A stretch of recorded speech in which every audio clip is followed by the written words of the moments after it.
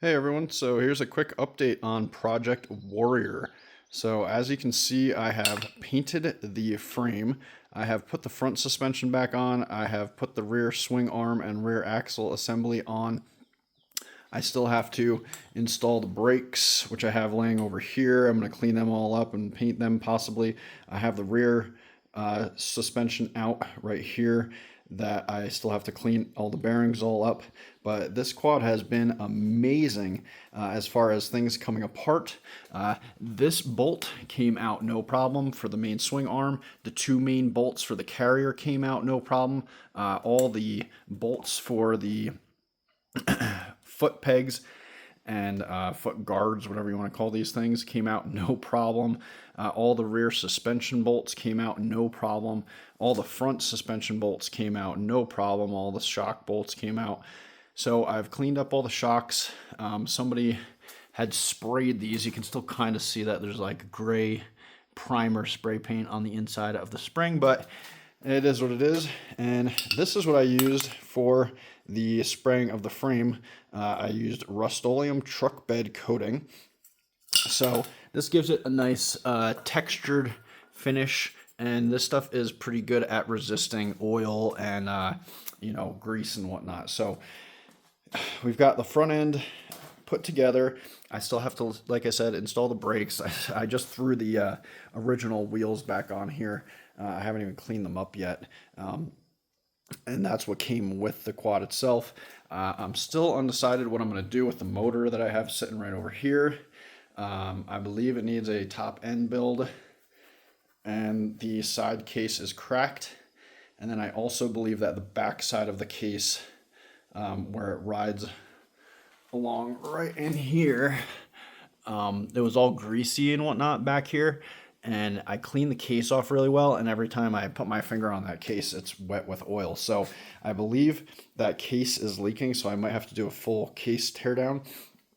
And yeah, I've just got a piece of wood here so that the frame isn't resting on the swing arm, but like I said, the swing arm bolt came out no problem. I greased up all those bearings. I didn't take the carrier apart because it felt tight, so I'm going to leave that alone for right now. I did paint it just to freshen it up a little bit, but those carriers are only like $70, so if I do have to replace it, it's not a big deal.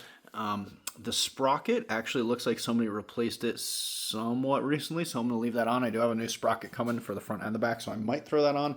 And I've got the original chain guide here in the front because I'm sure that Yamaha made one that's going to last till the end of time. And then I've got new rollers coming for here and here, the upper and lower, which are missing. And I do have some PB Blast in these holes, so I could try to get that bolt out. And I'm going to clean up these threads up here. I need a new bolt for up here.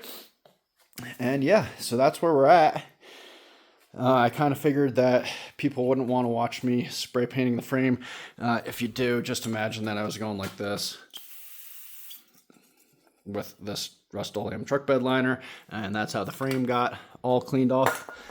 And that's how the frame got all painted and nice and clean black looking. Since the last time you saw it, I had the frame all scraped and painted, and then I had to re-scrape down here because I needed to grab the VIN number, and I painted over it. I thought I had already gotten a clear picture, but I couldn't read the first couple digits, so I had to grab that. So I'm probably going to throw a piece of tape over that and then just make a nice clean line. Once I respray that, there's a couple little spots that I'm going to respray, like I'm going to spray these bolts now that I've got the foot pegs installed. I have a new steering shaft coming because that one was bent. I've got new bars on the way. I've got a new grab bar for the back on the way because that one's all bent up and mangled. The gas tank's in good condition. The only other thing I really need to get is a front bumper and to decide what I want to do with this motor, if I'm going to tear it down and do a complete rebuild.